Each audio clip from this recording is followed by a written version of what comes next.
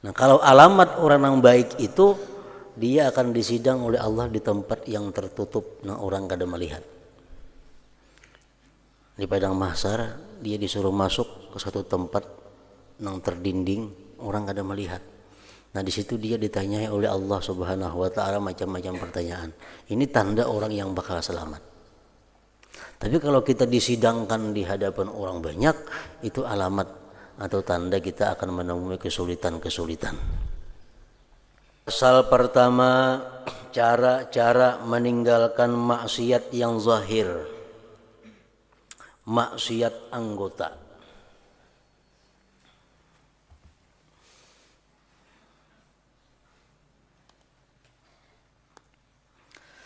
Ketahuilah bahwasanya apabila engkau melakukan sesuatu maksiat,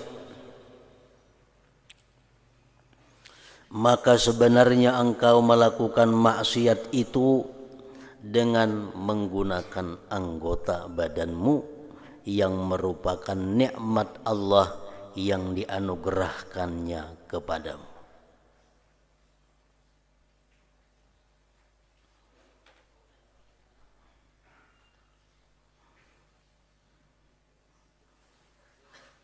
Boleh kita maksiat,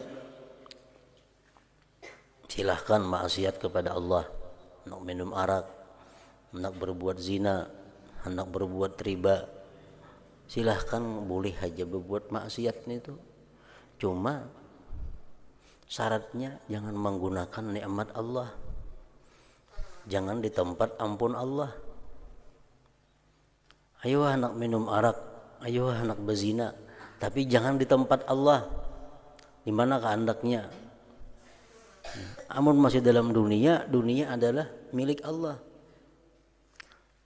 Jadi boleh kita melakukan maksiat asal yang kita gunakan jangan nikmat Allah. Menggunakan nikmat Allah kepada kemaksiatan itu ngarannya adalah kufur nikmat. Kufur nikmat. Orang yang kufur terhadap nikmat Allah, artinya orang yang menyalahgunakan nikmat Allah, itu azab Allah sangat pedih. Inna azabi lasyadid.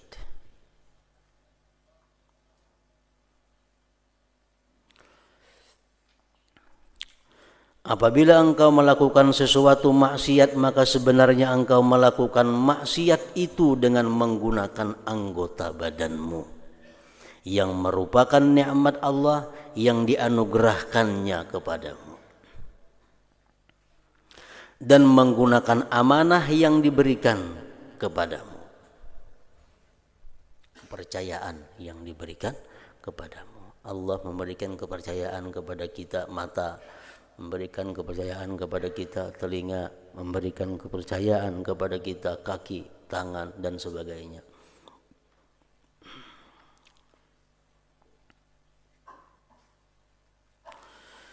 Jadi ketika engkau menggunakan anggotamu untuk melakukan maksiat, bermakna berarti engkau menyalahgunakan nikmat yang dianugerahkan dan mengkhianati terhadap amanah yang diberikan.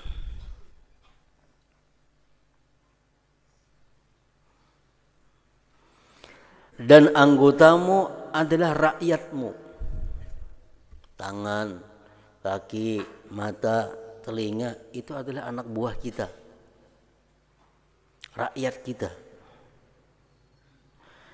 Maka hendaklah engkau berpikir baik-baik bagaimana sepatutnya engkau menjaganya, menjaga rakyat itu. Sabda Rasulullah sallallahu alaihi wasallam, wa kullukum ra'in wa kullukum mas'ulun an ra'iyyatihi. Artinya maka kamu semua adalah pengembala, pemimpin maksudnya. Dan kamu semua akan ditanyai tentang pengembalaannya, kepemimpinannya itu.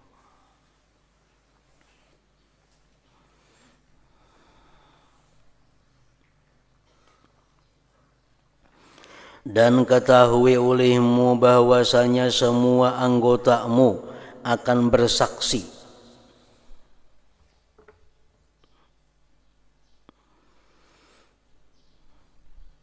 ke atas segala perbuatanmu di padang mahsyar kelak. Belum lagi ditambah saksi-saksi yang lainnya. Anggota tubuh kita ini akan bersaksi terhadap apa yang dikerjakannya di dalam dunia, baik itu kejahatan atau kebaikan. Itu yang di dalam awak kita. Beluman lagi yang di luar-luarnya. Ada orang lain yang melihat kita berbuat kebaikan, ada orang lain yang berbuat kejahatan. Mereka akan bersaksi di hadapan Allah. Bumi yang kita pijak, pakaian yang kita pakai, atap yang menaungi kita, rumah yang semuaan itu akan jadi saksi perbuatan-perbuatan kita dalam dunia ini di hadapan Allah Subhanahu wa ta'ala.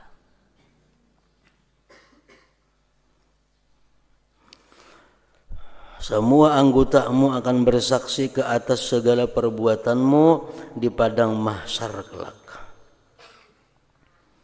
Dengan menuturkan perkataan yang lancar dan terang.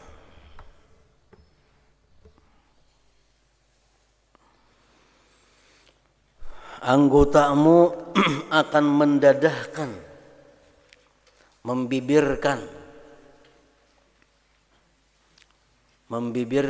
membuka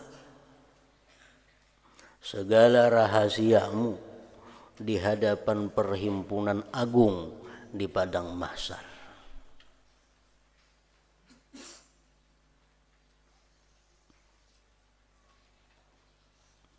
Dan itu sudah tandanya orang yang bakal celaka, bahwa dia akan disidang oleh Allah Subhanahu wa ta'ala di padang mahsyar itu di hadapan khalayak umum. Kita ini misalnya berkumpulan sebanyak orang. Nah, di sidang kita di sini, di tangan orang melihat semuaan, orang mendengar semuaan. Itu alamat orang ini pacang sakit. Nah, kalau alamat orang yang baik itu, dia akan disidang oleh Allah di tempat yang tertutup, nah orang kada melihat. Di padang mahsyar dia disuruh masuk ke satu tempat yang terdinding, orang kada melihat. Nah di situ dia ditanyai oleh Allah Subhanahu wa ta'ala macam-macam pertanyaan. Ini tanda orang yang bakal selamat. Tapi kalau kita disidangkan di hadapan orang banyak, itu alamat atau tanda kita akan menemui kesulitan-kesulitan.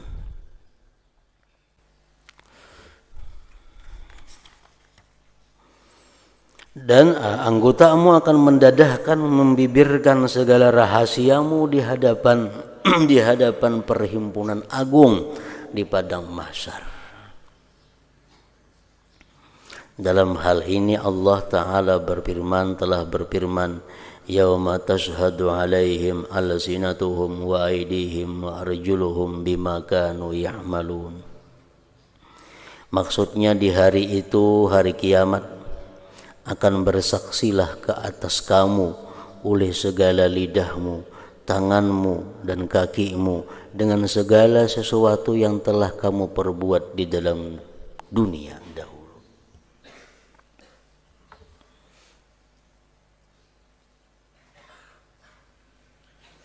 Jadi apa yang kita perbuat di dalam dunia ini kada akan hilang begitu saja, kada akan terhapus. Dosa-dosa, baik dosa lewat manapun kita melakukan dosa, itu dosa akan tetap ada. Macam suara kita nih, suara kita ini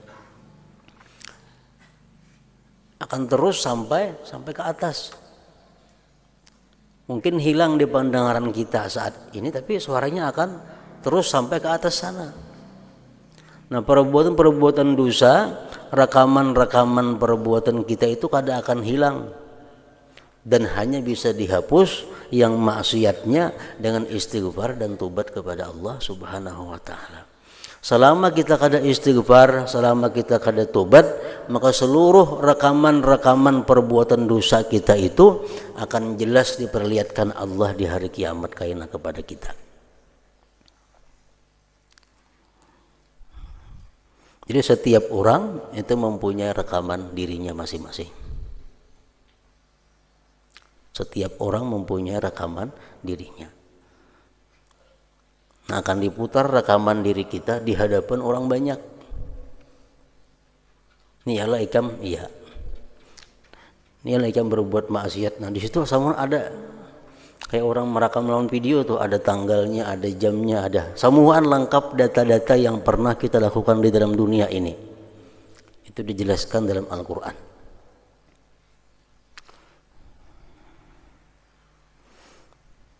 Bahwa tidak ada perbuatan yang sekecil apapun, yang sebesar apapun, melainkan semuanya ada dalam catatan Allah. Artinya dalam rekaman di sisi Allah Subhanahu wa taala. Jadi kita kada kau menghindar data-datanya lengkap. Nah, itu artinya yauma tashhadu alaihim alsinatuhum wa aydihim wa arjuluhum bima kanu ya'malun.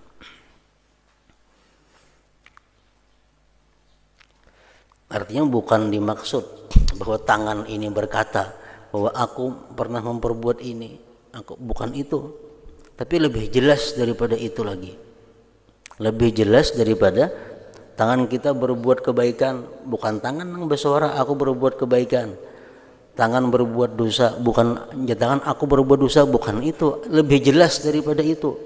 Bahwa terlihat dengan jelas gambar rekaman yang kita kerjakan itu di alam akhirat kaina kada akan hilang.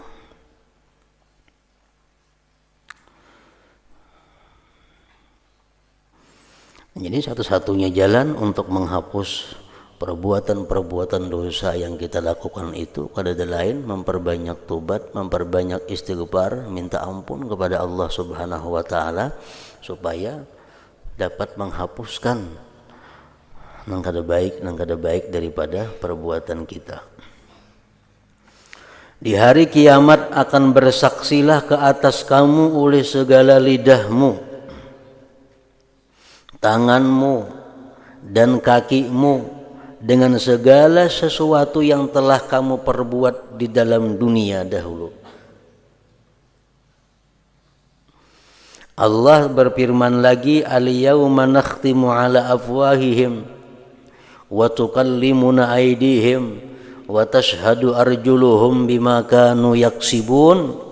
Maksudnya pada hari ini, hari kiamat, kami akan kunci mulut-mulut mereka. Mulut kita ada berfungsi.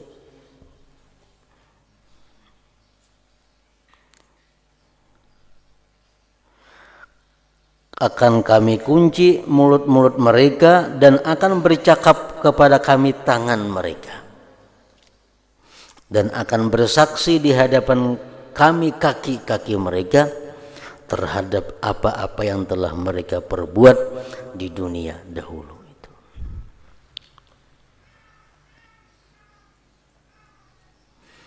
Maka jagalah baik-baik seluruh anggotamu, khususnya anggotamu yang 7, karena pintu neraka itu 7. Pintu neraka 7. Jahannam, Laza, Hutamah, Sa'ir, Sakar, Jahim, Hawiyah. Pintu-pintu neraka. Dan telah ditentukan setiap pintu itu untuk dimasuki oleh kumpulan yang telah melakukan perbuatan maksiat dengan salah satu di antara 7 anggota badanmu. Orang yang banyak melakukan maksiat lewat matanya, masuknya sini. Orang yang banyak melakukan maksiat lewat telinganya, masuknya sini. Orang yang banyak melakukan maksiat lewat kemaluannya, masuknya ke pintu ini.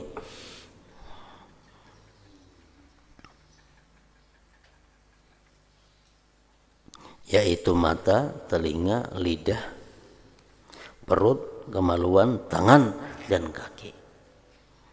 Nah, 7 anggota utama itu yang wajib dipelihara daripada perbuatan-perbuatan yang dilarang, perbuatan-perbuatan yang maksiat kepada Allah Subhanahu wa taala. Yang pertama, menjaga mata. Mata sebenarnya diciptakan oleh Allah Ta'ala untuk engkau dapat melihat segala sesuatu,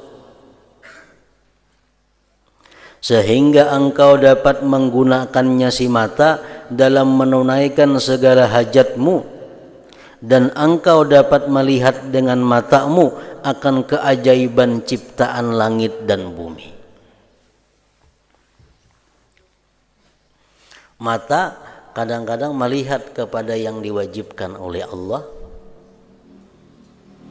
Mata kadang-kadang melihat kepada sesuatu yang disunatkan oleh Allah. Mata kadang-kadang melihat kepada sesuatu yang dimakruhkan oleh Allah. Mata kadang-kadang melihat kepada sesuatu yang dibolehkan oleh Allah Subhanahu wa taala. Jadi ada 5 macam penggunaan mata ini.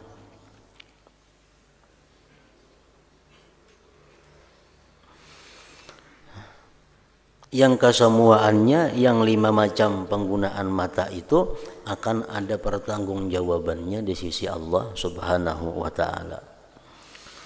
Maka sebenarnya diciptakan oleh Allah Ta'ala untuk engkau dapat melihat segala sesuatu, sehingga engkau dapat menggunakannya dalam menunaikan segala hajatmu, dan engkau dapat melihat dengan matamu akan keajaiban ciptaan langit dan bumi, supaya engkau dapat mengambil i'tibar daripadanya. Maka peliharalah matamu dari 4 perkara. Ini 4 perkara yang utama yang dijaga. Walaupun masih banyak lagi hal-hal selain daripada 4 ini yang perlu dijaga mata kita. Cuma 4 perkara ini adalah pokok. Pertama, melihat perempuan yang bukan mahram.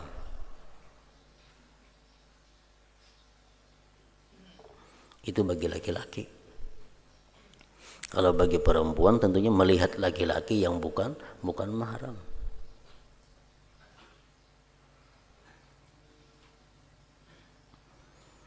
Melihat perempuan yang bukan mahram.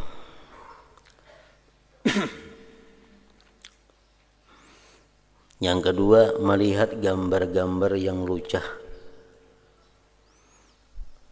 yang cerubu, yang porno, yang membangkitkan syahwat.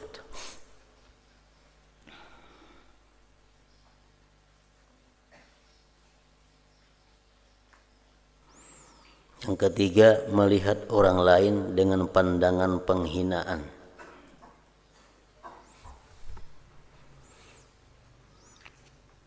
Melihat orang lain dengan pandangan meremehkan.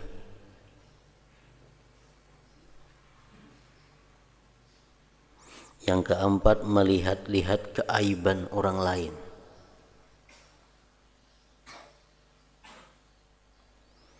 Nah, itu semuaan yang diharamkan oleh Allah. Termasuk lagi melihat sesuatu benda atau barang yang tidak diizinkan oleh pemiliknya melihatinya. Ada boleh juga. Misal orang ada berisi harta atau ada berisi benda yang disimpani orang. Nah, kita lihati, nah itu ada boleh juga. Termasuk yang diharamkan oleh Allah. Melihati rumah, melihati isi rumah orang lain tanpa seizin pemiliknya, itu ada boleh juga. Kita bisa menjenguk rumah orang, nah itu ada boleh. Termasuk perkara yang diharamkan oleh Allah. Jadi misal mengatuk beilang ke rumah orang, beilang ke rumah orang, ke rumah kawan, ke rumah siapa, mengatuk, jangan menjenguk. Tuk nah kaca mata, nah kada boleh nih tuh. Nah, itu apa hukumnya? Termasuk yang diharamkan oleh Allah. Ada nangka itu orang datang mengatuk-ngatuk menjenguk ke kaca, ngapa dijenguk? Padahal itu adalah sesuatu yang diharamkan oleh Allah.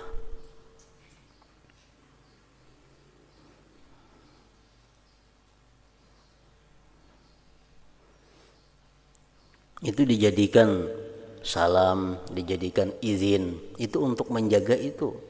Maka kita mengatuk lawang, kita mengucapkan salam kepada orang yang kita hendak beilang itu digunakan untuk menjaga sesuatu yang di dalam rumah.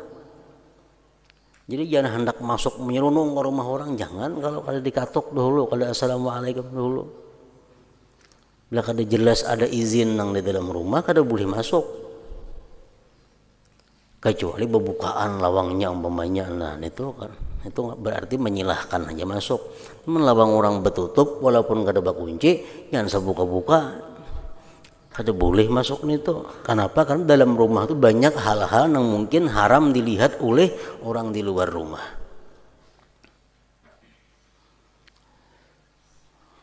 Kita beilang ke rumah orang umpamanya, beilang ke rumah orang, lalu ujarna ampun rumah, duduk sini nah. Itu wajib kita menurutin itu. Misal kursi kayak ini, hadapnya ke situ. Di sini ada kursi, hadapnya ke situ. Di sini ada kursi, hadapnya ke sana. Sini ada kursi, hadapnya ke sini. Itu kan biasa kursi nih. Datang kita bilang, jadi jangan pun rumah, duduk sini nah, sebelah sini nah. Nah kita wajib duduk di situ.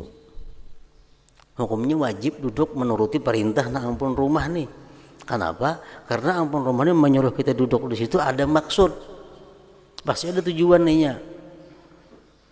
Jadi kalau kita masuk ke rumah orang itu, kemana orang rumah menyuruh duduk, di situ kita nang wajib duduk. Kada boleh sekehendak seorang duduk itu dalam rumah orang, kada duduk saja pun kita diwajibkan taat kepada nang ampun rumah. Karena ampun rumah ini bisanya menjaga. Kalau duduk di sini dilihatkan nampak dapur kelihatan. Nah, amun duduk di sini bisa kamar kelihatan. Nah, jadi ampun rumah itu menyuruh duduk di sini itu ada maksud tujuannya tertentu.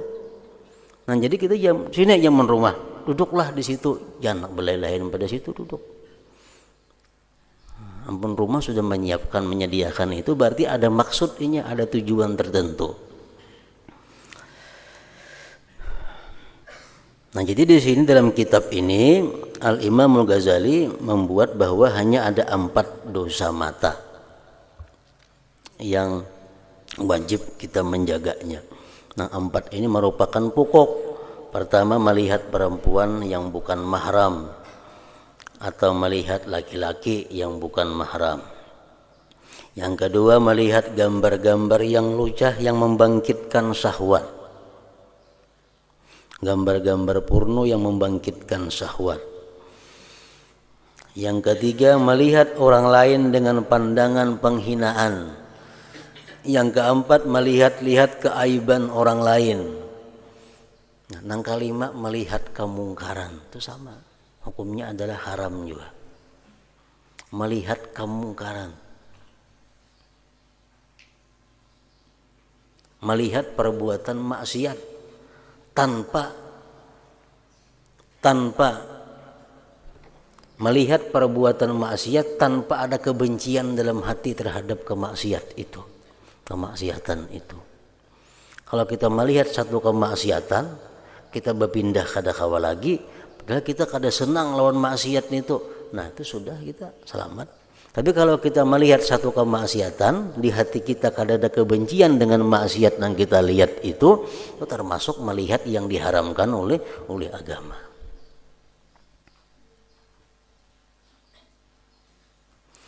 Nah, jadi dosa-dosa di mata itu macam-macam. Ada dosa besar, ada dosa kecil. Nah, kalau dosa kecil itu akan bisa hilang dengan sendirinya dengan melakukan perbuatan-perbuatan yang baik. Tapi kalau dosa mata itu dosa yang tergolong besar kayak apa, menghintipakan orang. Nah, misalnya rumah orang diburu, diluangin rumah orang. Nah, mata itu dosa mata, tapi dosanya besar.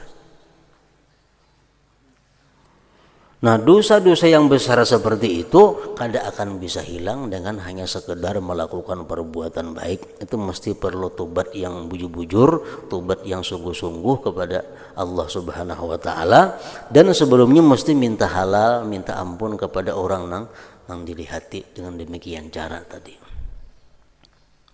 Itu mengganggu kehormatan orang, mengganggu pribadi orang.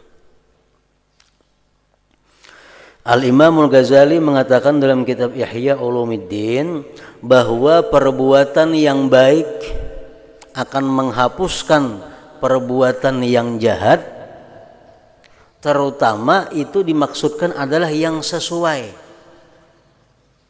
Terutama yang dimaksudkan yang sesuai dengan perbuatan maksiat itu. Nah, kalau kita menggunakan mata kepada yang diharamkan Allah, kita menggunakan mata kepada hal yang dibenci oleh Allah, cara menghapuskannya itu adalah lewat mata juga. Itu yang utama. Misal mata kita melihat kepada yang diharamkan Allah, nah kita ganti dengan memandang kitab umpamanya, mempelajari hukum-hukum Allah. Nah, kita memandang kepada kitab yang isinya ilmu tentang hukum-hukum Allah, itu akan banyak menebus dosa-dosa di mata, terutama dosa-dosa yang kecil tadi. Nah, kita membaca Al-Quran walaupun hafal, membaca ratib walaupun hafal, membaca wirid walaupun hafal, tapi kita berkitab, berbuku, itu jauh lebih bermanfaat daripada yang berhafalan itu. Kenapa? Karena kalau bahapal itu kada ada masuk dosa menghapus nang di mata. Nah, kalau kita berbuku nih, ini membaca Quran Yasin padahal hafal berbuku, Tabarak hafal berbuku, wirid hafal berbuku, ratib hafal tetap berbuku. Itu gunanya apa? Untuk menghapuskan dosa-dosa kita nang kada karuan lewat mata. Nah, jadi perbuatan dosa lewat mata hendaknya ditebus dengan lewat mata juga. Itu lebih cepat menjadi Imam Ghazali menghapuskan dosa daripada yang lainnya. Misalnya kita berbuat dosa lewat mata, nah, lalu kita ganti dengan sedekah. Sedekah perbuatan baik juga. Nah, ini menghapuskan dosa juga. Cuma yang lebih tepatnya, yang lebih berpengaruhnya bila dosa lewat mata juga kita menebus lewat mata. Dan pahala lewat mata nang jelas, nang nyaman kita temui adalah membaca Al-Quran, membaca kitab. Nah, itu nyaman dosa pahala-pahala lewat mata nang nyaman digawi, nang dilaksanakan. Jadi setiap kali kita mutalaah, makin banyak kita menelaah hukum-hukum Allah, makin banyak kita membaca kitab-kitab, makin banyak dosa-dosa di mata yang dihapuskan oleh Allah Subhanahu wa taala. Apalagi kita misalnya membaca Quran sehari setengah jam, malam membaca Quran setengah jam. Nah, sejam sudah mata kita di jalan yang baik. Sejam lah sudah mata kita menghapuskan dosa-dosa di mata itu. Tambah kita pulang tengah 2 jam belajar membaca kitab. Tambah pulang kita siang tengah 2 jam memandang kepada kitab. Nah, itu semuaan yang kita pandang-pandang itu adalah kebaikan yang menghapuskan dosa kita lewat mata.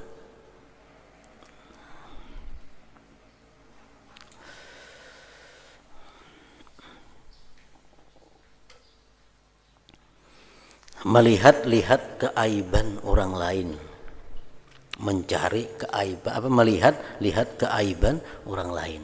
Artinya orang lain tuh kada katuju nih tuh diitihi. Misal di awaknya ada bakunat, di awaknya ada begetalan, nya kada katuju diitihi. Ini dibuka diitihi getalannya itu, nanya kada katuju. Nah, itu adalah perbuatan dosa. Melihati sesuatu nang aib orang, nang inya kada katuju orang lain melihat itu, kita melihati, kita maintip, nah itu nang kada boleh. Itu perbuatan dosa lewat mata juga.